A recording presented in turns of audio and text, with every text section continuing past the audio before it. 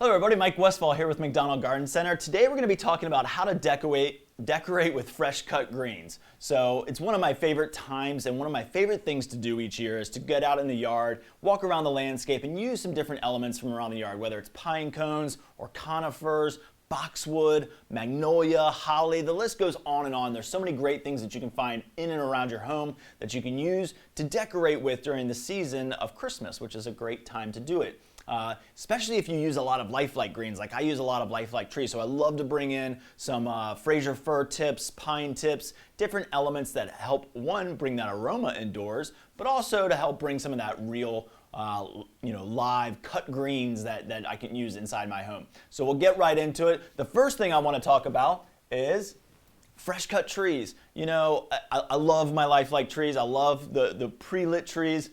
I don't have to worry too much about, watering them or anything like that, but the centerpiece of any Christmas season, of course, is the Christmas tree. So you definitely, if you've ever done a fresh cut tree, it's a great thing to do, and it's a family tradition. It's something that I did growing up, going to McDonald Garden Center to pick out my tree, and then I can, sorry, Julia said, where is this found? So we're here at McDonald Garden Center. And the fresh cut trees, we have a great selection. And now you can actually get lots of different varieties too. You can get concolor firs, you can get Mediterranean firs. Of course, the best is Fraser fir. Fraser fir has a great needle retention, amazing fragrance, really strong branches, and it's a really, really great cut tree to use in your home. So start a family tradition by, heading to the tree lot and, picking out your fresh cut tree. It's a great experience. You get to walk around. Our trees are all standing up and they look really, really nice, but it's a great family tradition. If you live in our neck of the woods, we definitely want you to come and see us. But if you don't, then go see, your local tree lot, your local garden center. It's a great experience. It's something that you can do year after year. And like I said, it's the centerpiece of the Christmas decorating time frame. So Donna said, hello from Virginia. Hello. I would like to know how long fresh cut greens last inside and outside of your home. So great. I'm going to talk about that for sure, Donna. And we'll talk about fresh cut trees here real quick. The most important thing that you can do is when you get a cut tree, one, get it from a good source. Sometimes the tree farms will cut trees early. They're store them in containers in cold places and then ship them. We get our fresh cut trees cut right before they ship, so you know that they're fresh, and that way they're not going to be sitting around for a long period of time. What you want to do is when you get a tree from a good place, you can always ask them, hey, where do you get your trees from? Most of them are going to be in the hills of North Carolina, maybe even up into the Pennsylvania area. Appalachia is really where they grow. They need about 3,000 to 4,000 above sea level to actually grow well. So you're going to find them in the hills, but they're a great tree, and there's tons and tons of tree farms out there. It's just finding a source where you know that they've been cut fairly, recently. You don't want to get something that's been cut and stored for a while. All right, so once you get your tree, you hopefully get it from a great source that will do a little bit of that white glove service is what we like to call it, where you're actually going to get, an employee to help you, one, get the tree out to your car and process it. And what we do here is we make a fresh cut, and that's the most important thing. If you want to do it yourself, you can do it at home, but basically we have a chainsaw. We make a fresh cut. We take about a ½ an inch to an inch off the base, or more if needed, to fit into your stand. It's another great little tip there is bring your stand in when you're coming to get a fresh cut tree, because you'll be able to see if it fits. We'll fit it for you and make sure it's going to fit properly.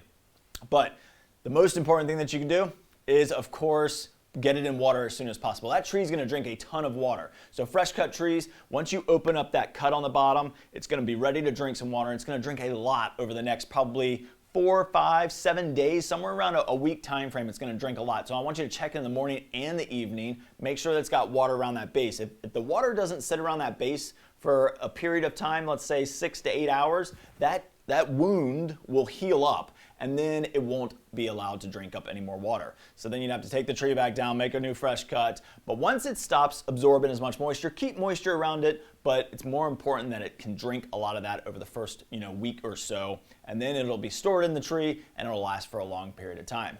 So really, really great thing. And you can also use a tree preservative. We sell a little bottle of Prolong is what it's called. You put the tree preservative in the water and it makes it stay fresh a little bit longer.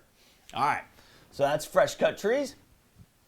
The next one is live greens. I always love to talk about, using actual plants inside the home. So whether it's cut greens, of course that's what we're kind of specifically talking about here today, but live greens work really, really well too. So poinsettias, hellebores, the little rosemary trees, spruces. So there's lots of great options there. I'm going to show you a couple that I brought in here for you.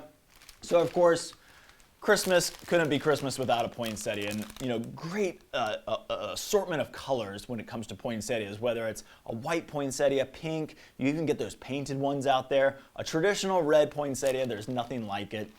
There's so many cool varieties nowadays, and lots of different sizes too, so you can get some small ones that will fit in a tablescape or on a mantle. You get slightly larger ones, you can get huge ones. So there's lots and lots of great assortments when it comes to poinsettias, and they just make the holiday season. So I know we're talking about cut greens, but it's nice to add a little bit of live greens too, things that are actually going to keep on living. Hellebores, as I showed you in that picture, one of my all-time favorite plants. So this is an amazing plant. Hellebores are a perennial. It's actually evergreen, basically.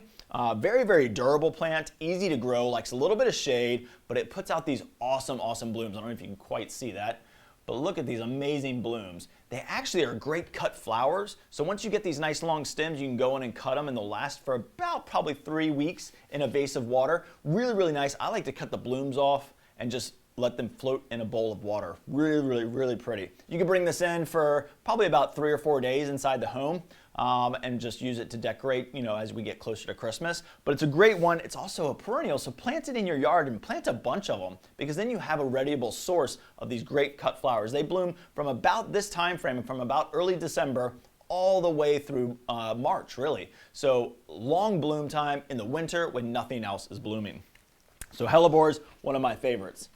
I mentioned the rosemary trees, lots and lots of assortments here. Now these you can actually grow inside. Now you want to have a really, really sunny window in order to grow these indoors. I really like to just bring it in for about, maybe 7 days. Enjoy the fragrance. Can't beat the smell of rosemary, and just put it up on a windowsill or use it in a tablescape, or just to add that aroma to the area, especially around that holiday season. Great one to get. I like to get them right before Thanksgiving. Enjoy it during Thanksgiving, take it back outside, bring it back in about a week before Christmas, and bring that aroma back inside. So great one here too. And then of course I mentioned spruce. There's lots and lots of choices of spruce out there.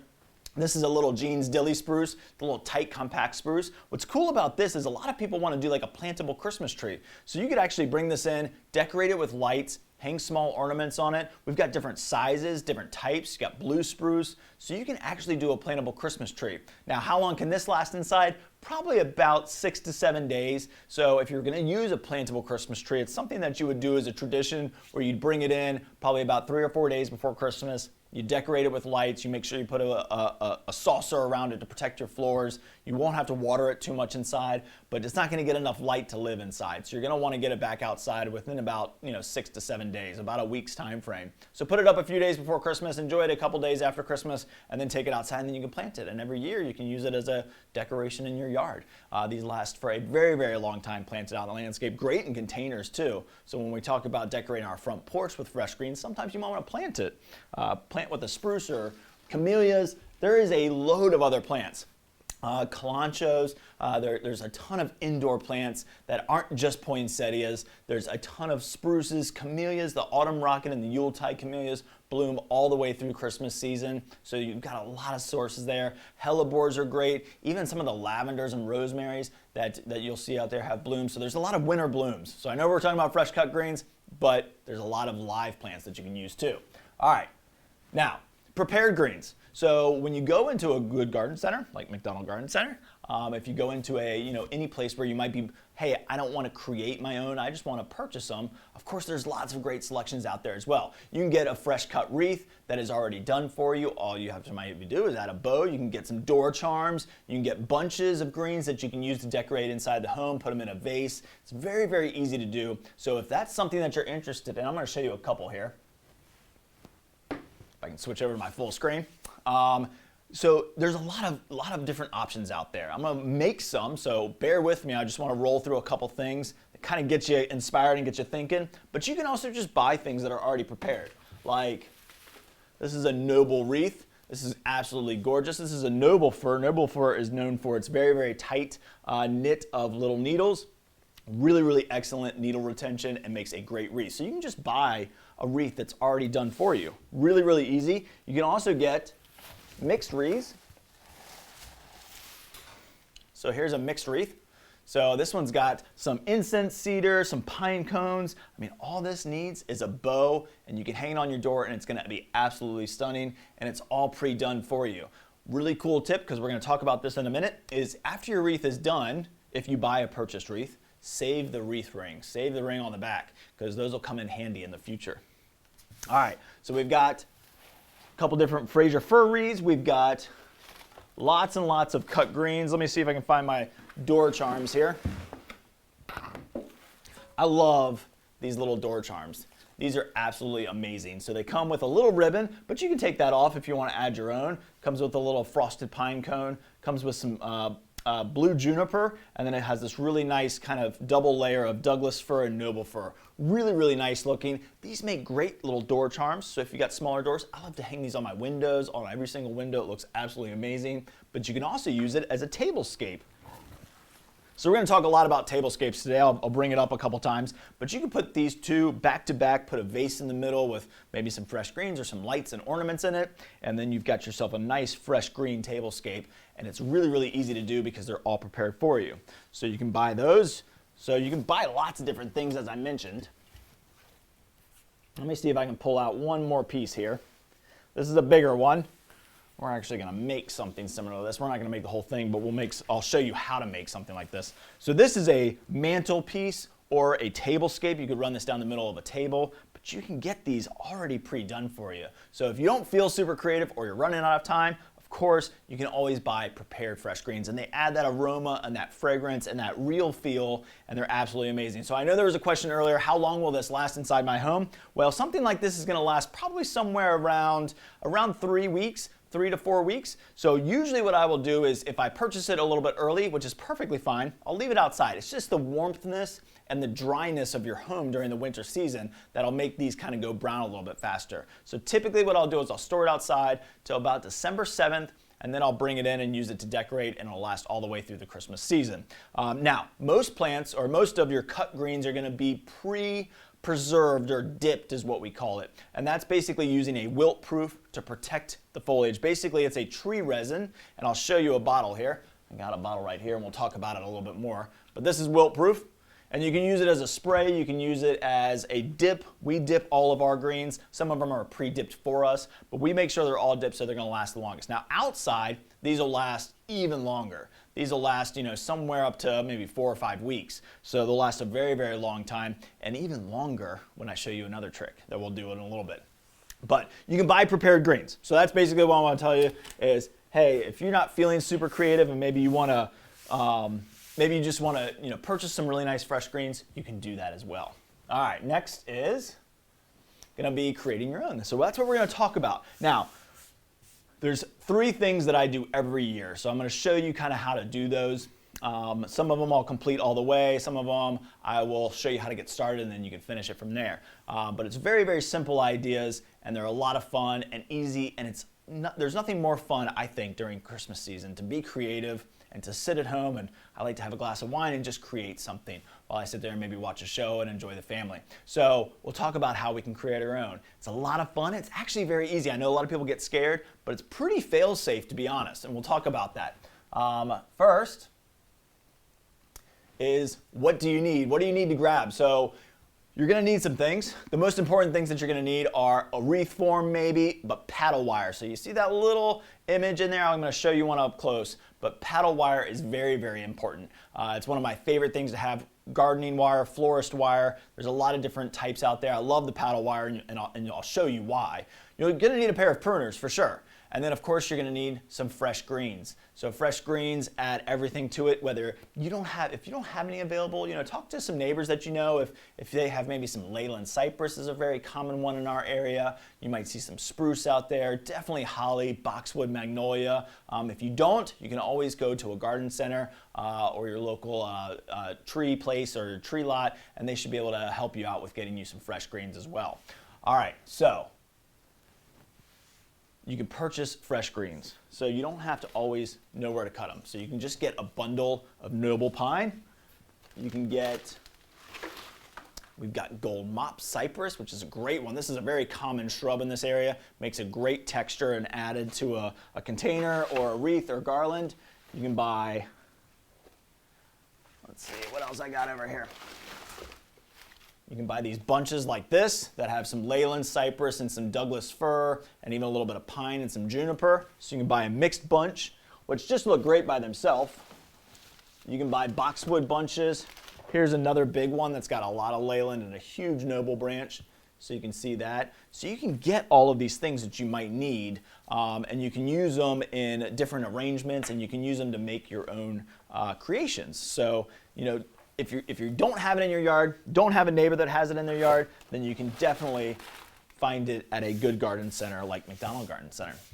All right, so this is what I always like to do before I get started. I like to have a little bit of inspiration.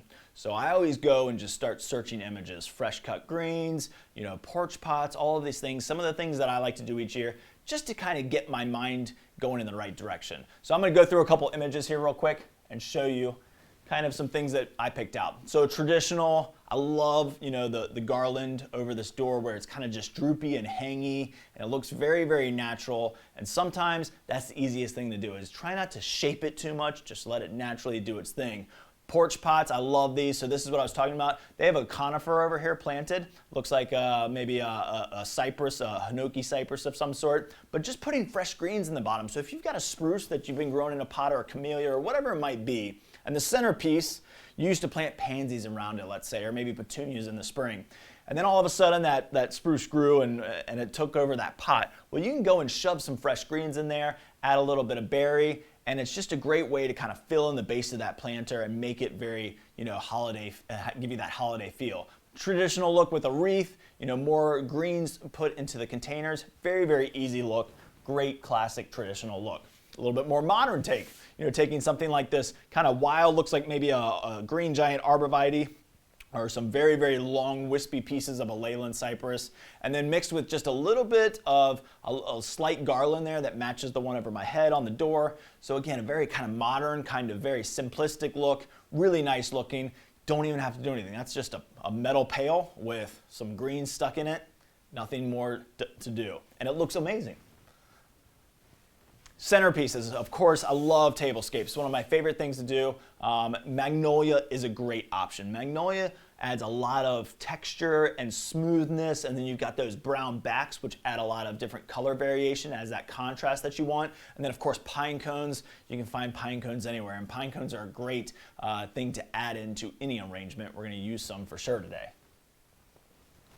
Window boxes. So don't think about, you know, hey, if I've got a window box I only plant in the spring, spruce it up for the holiday season. It's very easy to do. Add some magnolia. You'll see the magnolia. Oh, it's on this side now. Magnolia, some pine cones, some holly with berries. Very, very easy to do. A little bit of spruce tips. And this is kind of what I'm going to talk about a lot when we get into the porch pot. Porch pots are one of my favorite things to make. And this is a kind of the same variation of that with some magnolia and some different looks in it. And here we go. So this is really what I love. I love this look of this, sorry, on this side again. So these porch pots are absolutely amazing. If you've got pots that you plant every spring, and what I always recommend doing is, and I'll tell you with like mums or anything, if you've got soil and you don't plant them in the winter time frame, leave the root balls in there. Cut off all the growth on the top, and then that way you've got a nice little root system that you can shove all these greens into. I'm going to show you how you can do it without that because I don't have one, but I'm going to show you how to do that. But I love these porch pots. They are absolutely amazing. And then of course just that simple garland over the door. It's really, really nice, very simple and easy to do. And again, this natural look is fail-safe. You really can't mess it up. Think outside the box. I love to think outside the box. Put it around a chandelier. You know, this is a little bit of a modern kind of farmhouse chandelier, but just adding some greens to it that kind of droop and hang, give you that amazing look. You can do this, of course, with lifelike greens, but adding that fresh element adds so much to the home, that fragrance, that look. People know it's real. You can just tell it is.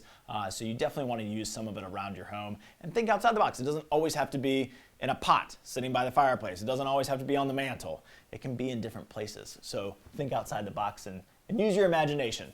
Here's a couple other door entrances. So you can see this one over here is very traditional with porch pots. I love those. But this one over here is a little bit more whimsical. You know, you got the garland over the top. You've got some red ornaments. You've got a kind of a fun rug here. And then it looks like they had some planters that had some, looks like maybe creeping Jenny that were coming out of it. And then they just added some new fresh elements to it. A bow, really, really simple to do. So you can plant up a holiday planter in the front of your home, or you can use some elements that are still lingering maybe from the spring, summer season. So really, really cool looks, both of them, traditional and kind of a little bit more whimsical and fun.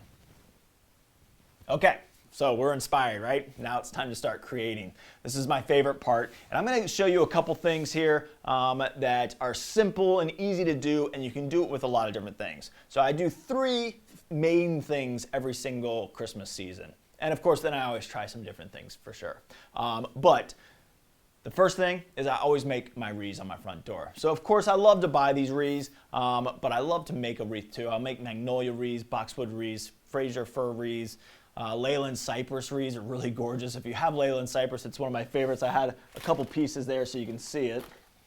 See if I can show you. So this is Leyland cypress. It's just got that great kind of hanging habit. Really, really cool looking, and make a great wreath when you get the little tips and you can just form them all the way around a wreath, and it looks really, really nice and traditional. All right, but I'm gonna make a boxwood wreath because I've got a bunch of boxwood and it's gonna look really, really cool.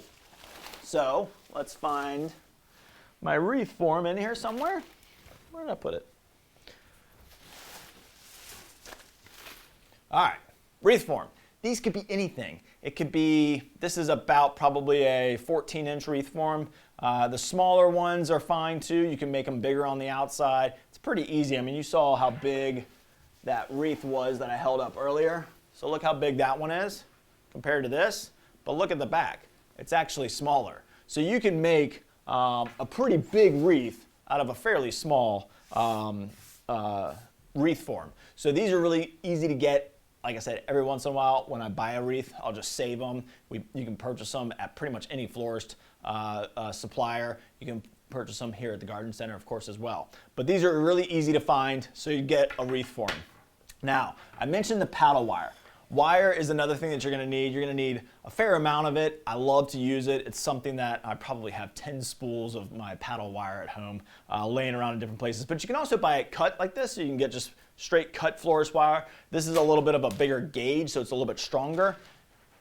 Sometimes I like the little thinner stuff, so this is a bunch of the little thin stuff. I know you can't quite see it, but I always have some of that ready and handy.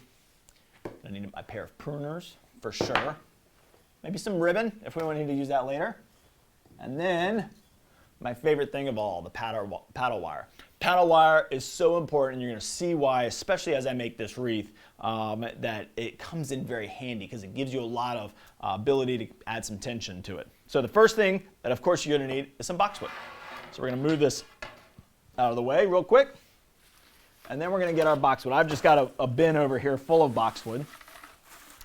And what I'm looking for is probably pieces like this. I'm looking for like little tips of my boxwood, so I don't have to go out and like completely destroy my boxwood. And you might get some funky pieces, you might get some different pieces, but I'm looking just for about that much. So whenever you're looking at your shrubs and you're thinking about pruning them, maybe, you know, kind of that, you know, September, October time frame, just to give them a nice tidy look from all that kind of spurty growth that you get in late summer, leave it on there because you'll love to use it. Now, certain ones you can't. So holly, you can, of course, the prickly holly, you know, think the red berry holly. But there's also holly that looks like boxwood, a soft leaf holly. So I'll explain to you real quick, and hopefully I can show you maybe, what's the difference between holly and boxwood? Because it's hard to tell. Holly has a little bit more of a serrated edge around its leaf, but boxwood's a little bit smoother, but it's not always the case. But what the main point of knowing if you have a boxwood or a holly is boxwood meet at the same point. So every leaf, in fact, I'll take this and I'll just take these leaves off and I'll show you. This will make it real easy. So there we go. You can see right there that those two leaves meet at the exact same point on that stem. That is a boxwood. Holly is going to actually meet at different intervals. So one leaf is going to come here to the stem, and then the next leaf is going to be here, and then the next leaf is going to be here. They'll never be parallel, basically. So that is how you know you've got a boxwood. is those two leaves are going to meet at the exact same point. And boxwood lasts a very, very long time. It's a traditional shrub. They do like a little bit of shade, but if you've got some, it'll treat you well for many, many years to come. If you're from our area, you know Colonial Williamsburg, and they've been there for over 400 years. So they can last a very long time, and they make great cut greens. So what we're going to want to do is just get some bunches together. That's all that wreath making and garland making is just bunches. And you can create them in lots of different ways, and you can use lots of different things. But I'm going to start with just a few pieces here, and depending on how big you want your wreath, so then you get like some of these bigger, or this is a bunch I already made. There we go. So now you can see what we're making. But I usually try and get about maybe 4 or 5 pieces, and then I just bunch them up just like that. And just look just like that. And then I'll just take some of my wire. I've got a little bit of that thin wire. I don't need it super, super durable in here. And I'm just going to wrap it around. Try and do it as tight as I can. You can use your paddle wire if you have it, but sometimes I like to have cut pieces, and I'll just kind of get all these bunches made. So all I'm going to do is just wrap it around a couple times, make sure it's nice and tight, and then just twist it on. It's super simple. Just like that, and I'm just going to tuck my wire away so it doesn't prick me later. And there you go. There's a bunch. There's another bunch. So we've got some bunches here. I've got a couple more. So here we go. We got a bunch of bunches now made. So you're probably going to need, it depends on what size of a wreath and how full you want it to be. You're probably going to need somewhere between 10 to 15 is typically what I say for about a 12 to 14 inch wreath. I'm going to start this one, and then I've got one finished that I'll show you. But this is where the paddle wire comes in. So hopefully you can see this down here. I know you can't see this portion, so I'll work down here only. The best thing to do is take your paddle wire and get it started anywhere. Now you can flip this over. Sometimes there's some spacers here. That's really just to keep the two rings together. You can use them. It helps sometimes, but it's not super important, especially if you use my technique, which is you start the wire. I like to start it just under the underside, so just like this. So I have a little bit of piece here. I know you probably can't quite see the wire, but I've got a piece here. I'm just going to spread it out, and I'm just going to wrap this around. I'm going to wrap it on one side and the other side, so that it makes it nice and tight. And I'm wrapping it on the inside. It could be on the outside. It doesn't really matter. But what I do want is to be able to pull this way. So that's how I'm going to get my start right there. Now, because I'm going to put my first bunch right here, I'm just going to wrap it over maybe 2 more times, just to give myself a little bit of basically what this is, that kind of, let's see if I can show you here. So you see this bar right here? Basically, I'm doing the same thing with my wire. And then I'm just going to take my bunch right here. So I've got a bunch right here. And all wreaths and garlands typically go one direction. Now you can change that in a garland. You can change it on a wreath if you wanted it both going one direction or both going opposite directions. It'll get a little bit more challenging. A typical wreath, like you'll see here, let me pull out my other wreath, is it's all going in this direction, all the way around. It'll make your life a little bit easier if you kind of stick with that flow. So I'm just going to take a bunch here. See, you can see that? All right, so I'm going to take this bunch, I'm going to lay it just like that. And then I'm going to take my wire, I'm going to pull it over it, probably about 2 or 3 times. I really want to make sure that I've got it in there really well. And this is why the paddle wire comes so handy, because you're just going to pull it and you can make it nice and tight. Once I've got that in there, it's not going anywhere, then I'll just take it over a couple more times just to get it over to a different section, probably about, I don't know, what's that, about 4 or 5 inches away from this bunch, and then we'll do our next bunch right on top of it. So now I can lay this one, same direction as the other one, and then we'll just take this paddle wire and wrap it around. Very, very easy, and like I said, pretty much fail-safe, because after we're done with this, we can go through and fix any mistakes that maybe we've made.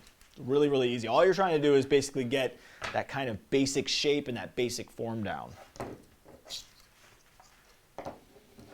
So I'm just going to move down a little bit, and then we'll come over, and we'll put our next bunch in.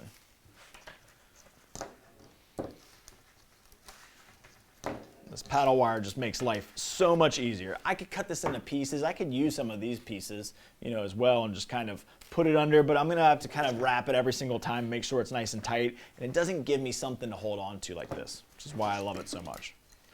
All right, so now we've got that one on. I'm going to do one more so you can see it.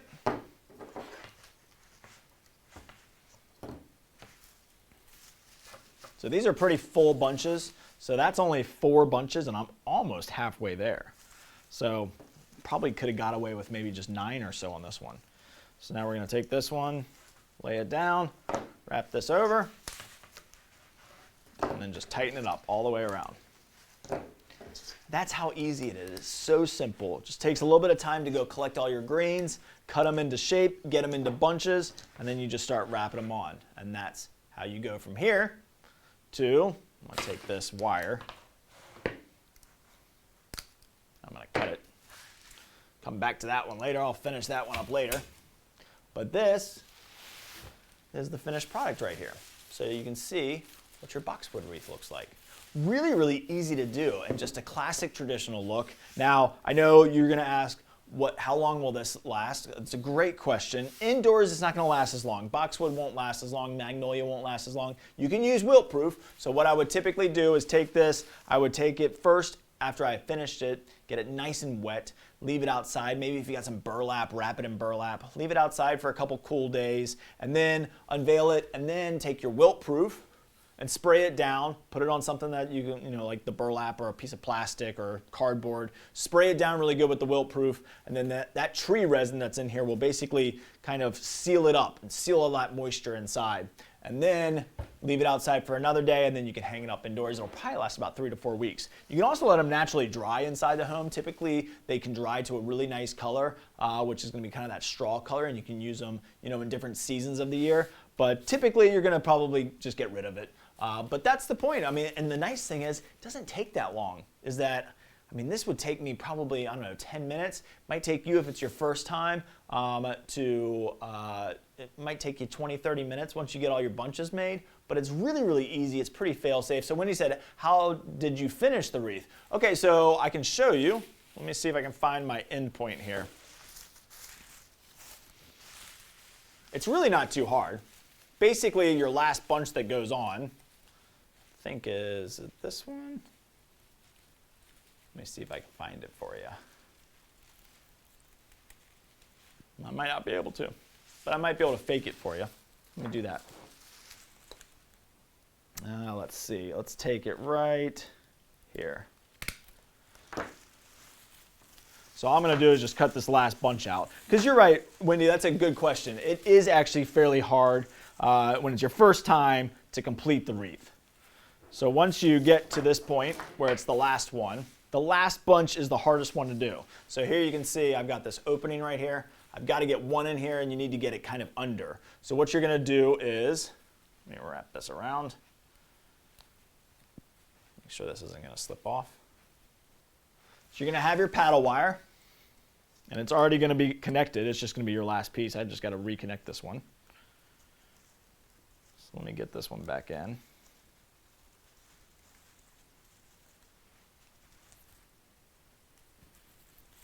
Okay.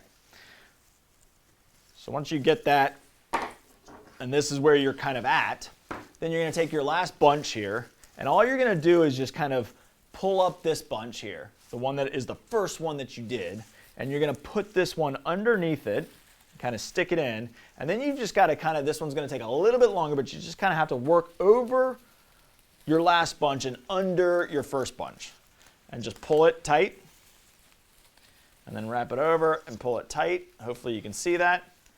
Pretty simple, but it is a little bit more challenging than all the other ones, because all the other ones you got lots of space. And then you can just cut this wire off and wrap it back in.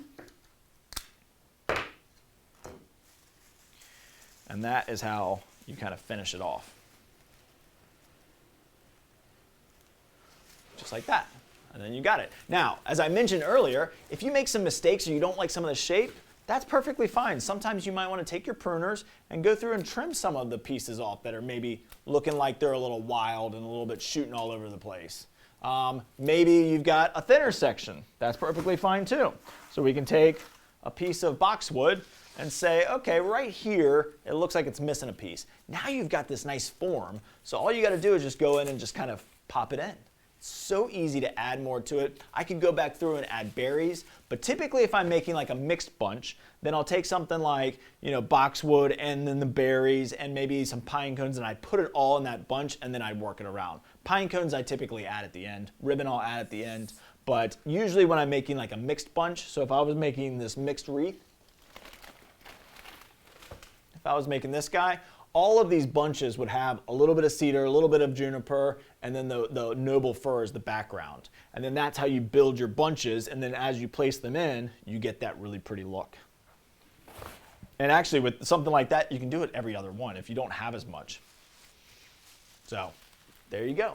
And have fun with it. Magnolia, the only difference with magnolia, and you can actually do it with branches of magnolia, and I wish I had some I'd show you real quick, but what I like to do with magnolia is I just take all the leaves.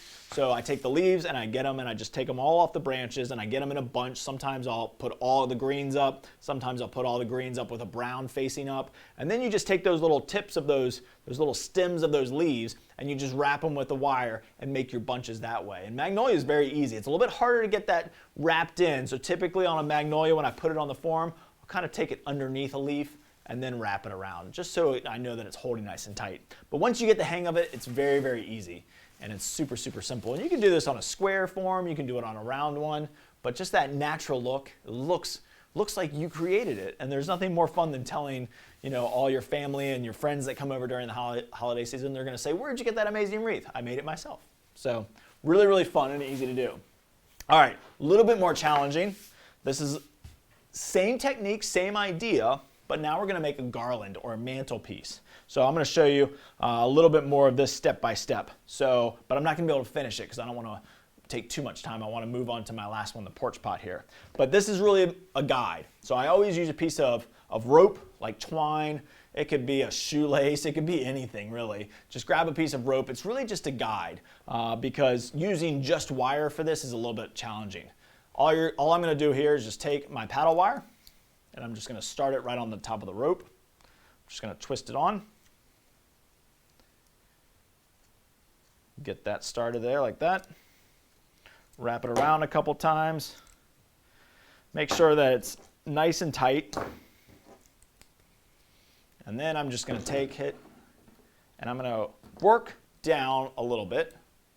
So we're just gonna you could actually take your rope if you want a little bit more rigidity and do this all the way down so you've got that kind of rope that you can kind of shape a little bit. It'll hold its shape a little bit more. But I really kind of like my garlands a little bit on the, I guess you could say, kind of floppy or natural side. So now that I've got it started right there, same idea. Now I've got some Fraser fir over here. I'm gonna grab some pieces and I'll show you how to make a bunch and we'll do one or two of these real quick. So Fraser fir, you can get this if you purchase a tree from a tree lot or from us. We'll give you the bottom branches. We also have lots of this that we can use that you could purchase. Fraser fir doesn't naturally grow here, but it doesn't have to be Fraser fir. It could be the Leyland cypress. It could be anything around your yard. But basically what I'm gonna want here is, again, about a tip like that and pretty much roughly all about the same size if I can get it. It can be smaller pieces, it can be lighter pieces. This is really easy, and again, don't overthink it, trust me. If you overthink it, it won't look as natural, it won't look as good. So you just do it, and it'll turn out even a little bit better if you just kind of wing it a little bit. So here, all I'm gonna do is just take all these little tips and just bundle them up, just like that. And there's your bunch. We're gonna I have some of this lighter wire, because again, I don't need it to be like super, super strong or durable. I'm just gonna take some of this lighter wire that I've already cut in half or cut off my paddle wire, wrap it around a couple times, get it nice and tight as I can. And you might want to wear gloves when you use different things. I mean, especially one to protect you from the sap, but also if you're working with holly or anything. And there's your bunch, just like that. And you can do these in different shapes, or you can bunch them really tight. You can make a really nice tight garland. You can do a lot of different things with it. So again, kind of think outside the box, but have fun with it. So here, you can start either way. Now, if I were gonna make a mantelpiece, I'll tell you one thing. If I was gonna make a mantelpiece, I would start on one end. So I'd start here, go this way, and then I would stop when I get about to the halfway point. That's why you like to use a piece of yarn or a piece of twine like this, because you can measure it. Okay, I want my mantelpiece to be, let's say 6 feet. So you measure your rope out to 6 feet, and then you mark the middle of it. You can just measure the middle of it, or just take it in half and find the middle of it. And then you mark that with a Sharpie or something. And then when you get to the middle, you're gonna switch. So you're gonna go this way, all the way. And then when you get to the middle, you're gonna go this way. and go all the way. You can even cut your paddle wire and start back at the other end if you want, or you can just go to the middle and just keep on going. You're just going to flop it. Now, the only problem with doing a mantelpiece, like that piece that I showed you earlier, is you're going to end up with a little bit of a bare spot in the middle. So you can almost see it when you flip it over and look at the back side here. Right here in the middle, there's a little bit of a bare spot right by my pinky. Now they took a bunch of juniper and then some pine cones to hide that center. So there's a great option. I like to use just a piece of ribbon or even like a grouping of ornaments. So same thing as my wreath. Just going to lay it on here this way. And then all I'm going to do is just take that paddle wire and just wrap it on 3 or 4 times. And there we go. And then I'm just going to come down, come off of my bunch, and we'll come down maybe 3 or 4 inches, wrap it a couple times so it's going to stay right there. This will use a lot less paddle wire because we're just wrapping it around a rope instead of a wreath form. Got my branch here. I'm just going to cut off some tips. Again, not thinking about it too much. Don't need it to be perfect. And there we go. It's plenty.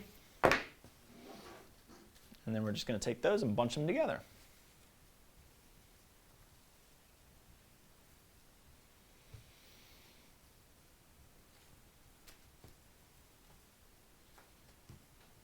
Just to make it about roughly the same size.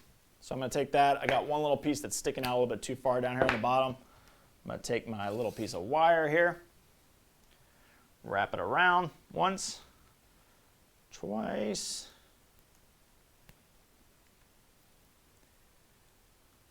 and then just twist it so it's nice and tight.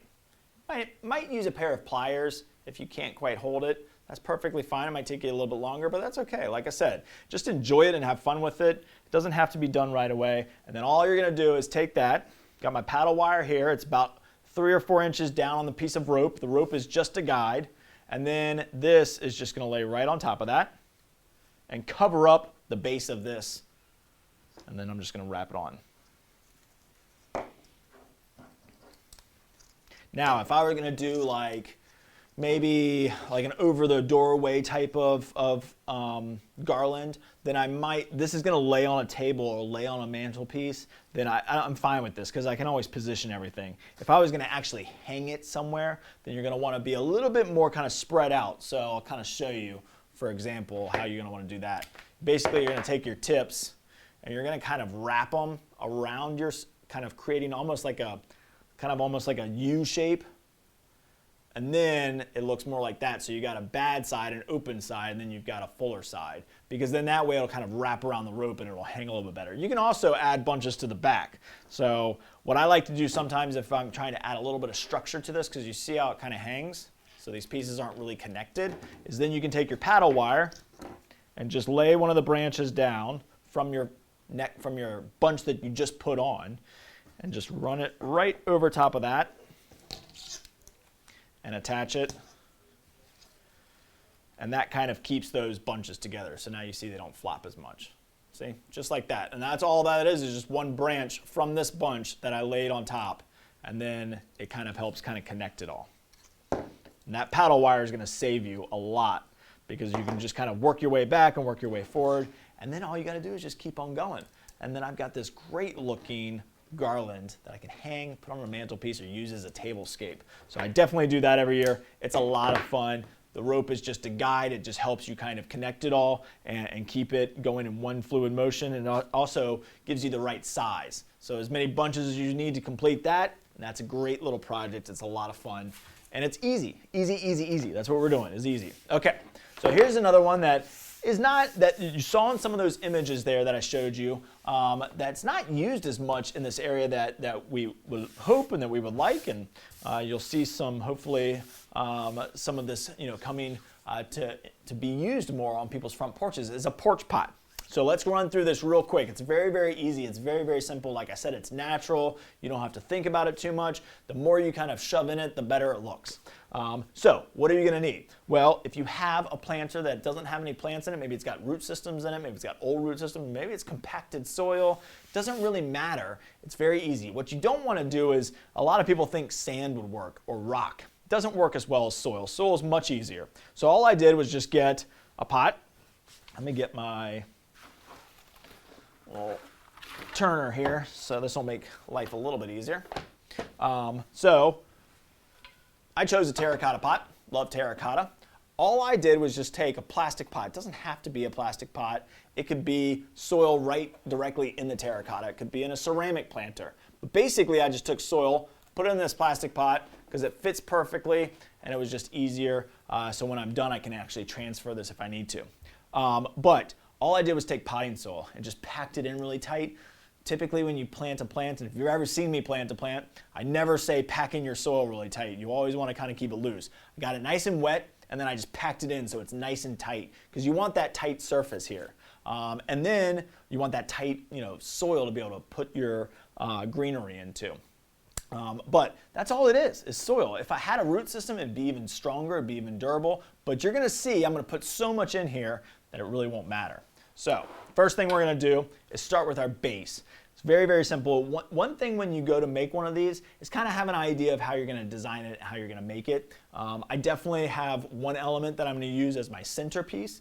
And this goes the same for any container. Whenever I'm making a combo, whether it's actually planting petunias and begonias and different types of elements in a container, same idea. I want something that's gonna shoot out of the center. I want my thriller, and then I want my filler, something that's gonna cover this area, and then some spiller, something that's gonna kind of hang out the sides. So think of those three elements. You kind of want to cover a little bit, you want to fill, and you want something that's going to be your main component in the center. It could be a pine cone, could be a trellis, or it could be a light fixture that I've got. So I'm going to show you that. All right, so the first thing I want to do is fill this up. Now, I'm going to use Fraser fir just because I have a lot of it here. It could be magnolia, it could be boxwood, it could be holly, it could be lots of different things. So all I'm going to do here is just this time I'm going to want some slightly bigger chunks here. So I just want probably something about, I don't know, maybe 14 to 18 inches. Again, don't think about it too much. Maybe I'll need some small pieces here and there. That's a pretty good little piece there by itself. There's a pretty nice piece, but I'm going to take that and cut it into 3. And when I cut too, this is a great tip. When I cut, you're always going to see me cut at an angle. So it gives me a little bit of a spike. So now I've got that nice kind of pointy end to it. So when I go to put it, maybe you can see it better there. So when I go to put it in, it's got that pointy kind of spiky end. It'll make life a little bit easier.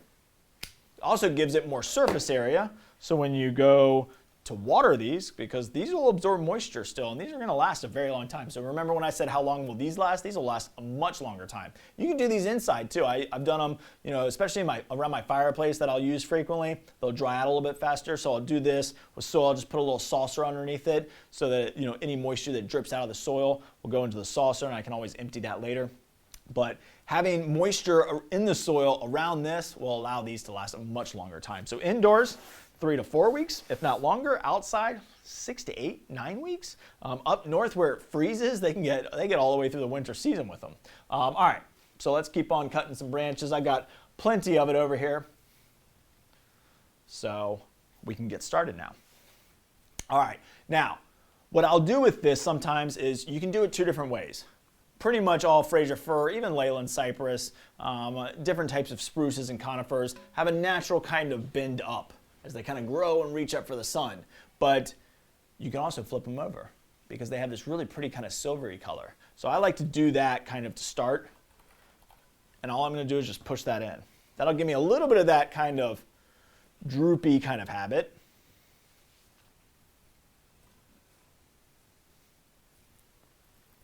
It's kind of my first layer. And again, don't think, just do it. It'll turn out much better. Don't try and make it perfectly symmetrical. Just kind of pop it in there and have fun with it. It'll be so much nicer and easier on you too. Less of a headache when you just kind of pop it in there naturally. So there we go. I mean, just look at that. Already it looks pretty cool, and I haven't really done much. I feel like I need maybe a slightly bigger piece over on this side. So we'll get another bunch over here. One bigger piece. Get a good spike on that. There we go. So we'll pop that in over here. Then I'll usually come through and put some the opposite direction. So I'll kind of pop it up in here. maybe this way I want slightly smaller pieces. Just kind of creating that kind of more of that fuller effect. And you could just fill up a container with nothing but this and start that way, and then you can kind of go from there. And you can add some different elements if you want to.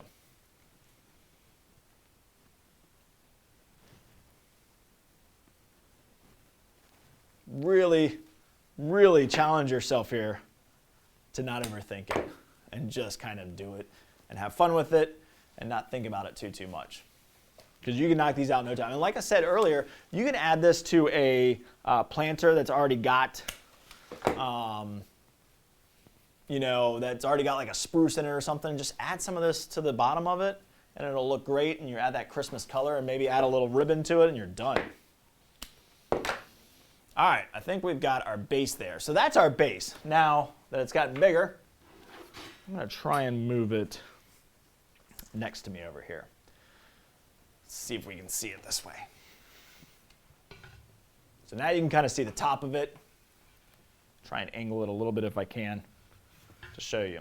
That basically filled in everything. It gives me a lot of things to work with. It gives me a lot of coverage. Basically created that spiller and filler kind of look. And then I want to add some different elements to it. So there's lots and lots of different things out there. I found these great pine tips from a small pine that was growing. These are really pretty and add a lot of height and texture to it. So we'll definitely want to use some of those. Poet's laurel is something different. You might use Nandina. Nandina, like domestic Nandina, is a great one. But this is Poet's laurel, which is really cool. It's got this glossy leaf, so it's not a conifer. It'll add a different texture, kind of like magnolia would. And it actually comes with these little pretty kind of orangey red berries on it. So sometimes it's just green. But Poet's laurel is a great kind of perennial ground cover, small shrub that has this great little arching habit to it. A lot of florists use it in a lot of decorating and a lot of different floral arrangements. But Poet's laurel is a great one, so we can use some of that. I also got some holly. Hopefully I can get it out of here. Some holly with some red berries. So a lot of holly, this happens, right, where the berries are down here towards the bottom. But that's okay. We can use that. We can either trim it off, so just expose the berries, or we can just have the berries be a little bit lower. So here's a big chunk of it. Look at that. Nothing but good berries in there. So we'll use some of that for sure. And then you can always add Leyland cypress, magnolia, but I love pine cones. Pine cones just add so much. It's just that natural. It's super, super easy. I'm going to show you a trick with these as well. All right, so let's get moving on this so I don't keep you too long. All right, so the first thing I'm going to do is add a little bit of that pine. So this could be my centerpiece. I mean, it could definitely be my centerpiece. In fact, I think I'm going to add a couple pieces of it just to get some height in here and some filler in the center. So just a little bit. I don't want to get too high because I have another element that you could put in the center. So let's get another good piece here. One or two. That one's pretty good. It's got some side shoots. So we'll clip those off on an angle. Super sappy. So you definitely might want to wear your gloves on this one. So I'm just going to do two pieces like that, kind of sticking up. Let's see if you can see that.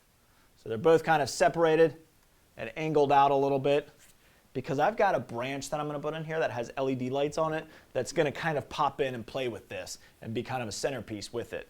All right, but next I want to add, let's add some of that holly. Let's do some of the berries. We definitely want some red. We want some different color in there other than just green. We've got kind of that silvery and blue and this really bright green, but let's add some berries to it for sure.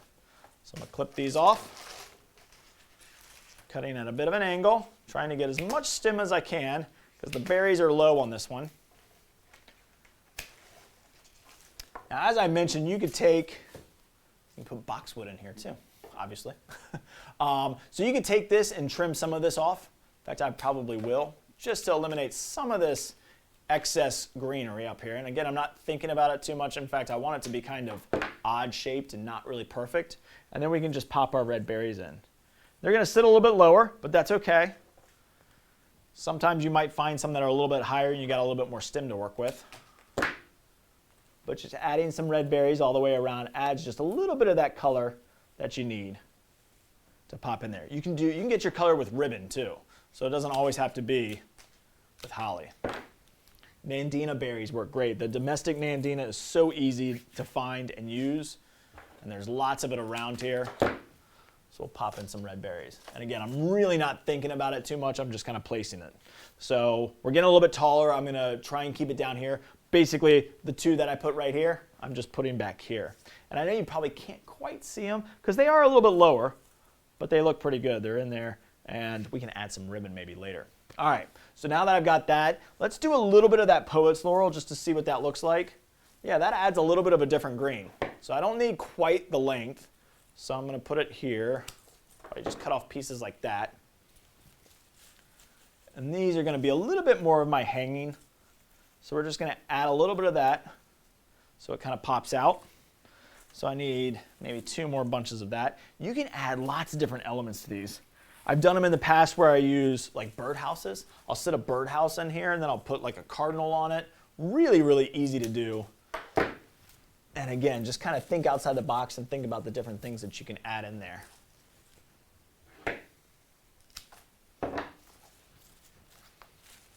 And you can spray this with wilt proof afterwards if you wanted to. Super, super simple. So we added that. Now I think I want to show you my centerpiece. Or no, let's do pine cones first. So pine cones, I have a trick. Depends on what size we want. That's probably a little too big. Let's go with these smaller ones. Those look a little bit more to size for this container. So this is my trick for pine cones, which is that any of those branches that you were cutting up, you always end up with some, pieces that it's like, what am I going to do with that?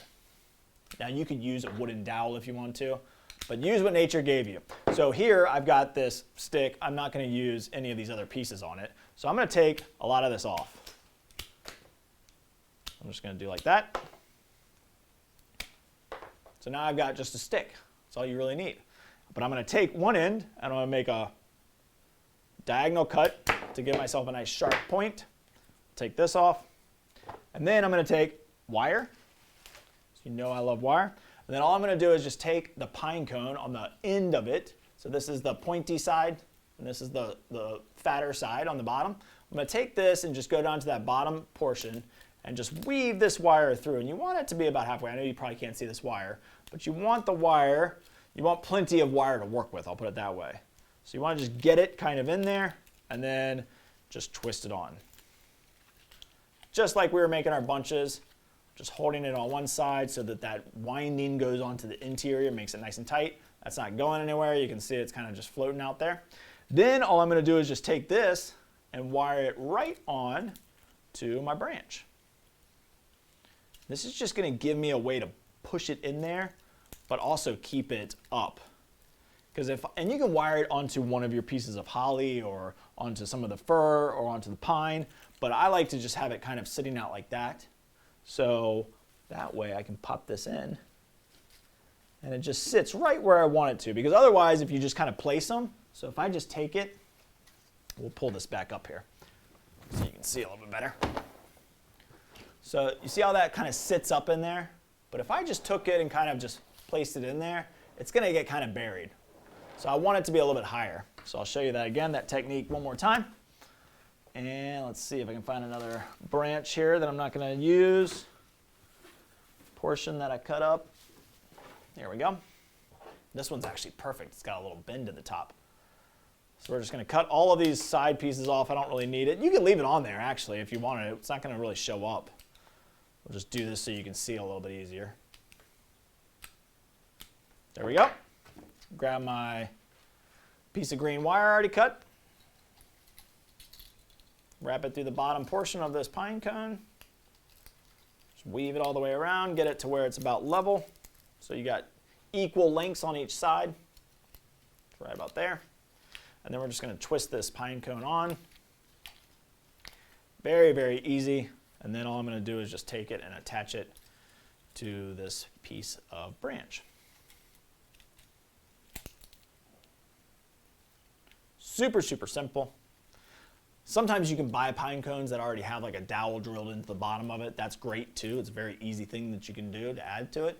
All right, so remember we were just going to place it in here, but now with this, I can actually put it wherever I want. So push it right down in.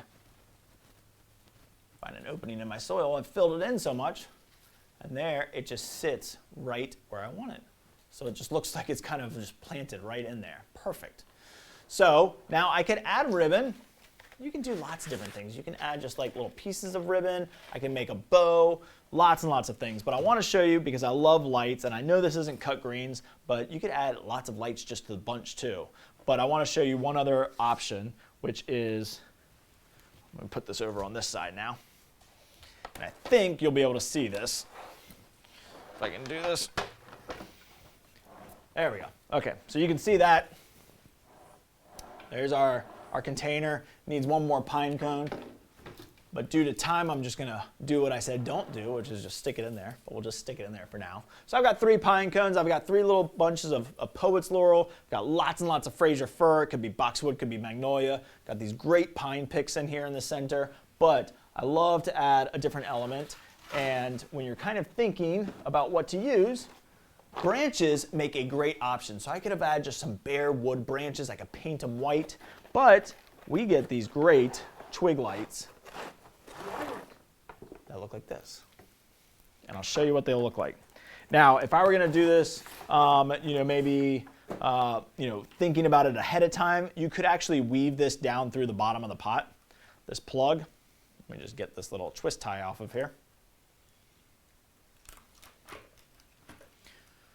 And I'll show you what this looks like.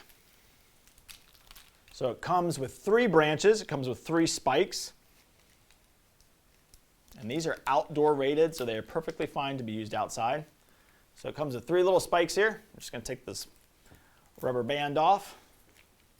Then you just pop these in to each spike. A lot of people love that birch. Birch poles or birch in general is harder to come by than you would think. Really a tree that grows much, much further up north. But this kind of gives you that kind of birch look. Now you can take a branch, like I said, and wrap your own lights and spray it with white spray paint. Really, really easy to do, but these are all movable and flexible. So I actually want this to be kind of rigid to kind of match that rigidity of the pine. The pine's very straight, and I want this to kind of stay the same way, but I could put some curves into this. I could do lots of different things with it. So we're just going to separate these a little bit just to keep the lights separated. This is absolutely one of my favorite things to do each year, make a porch pot, or a few, because they're just so easy. So all I'm going to do here is just kind of put this right down into the center. And then they're all flexible and movable. So we'll get them down as low as I can so that maybe you can see it. And then this cord can just come right out the back. Like I said, I could have probably worked it down through the bottom hole because it's got this great little connector that's nice and small on the bottom.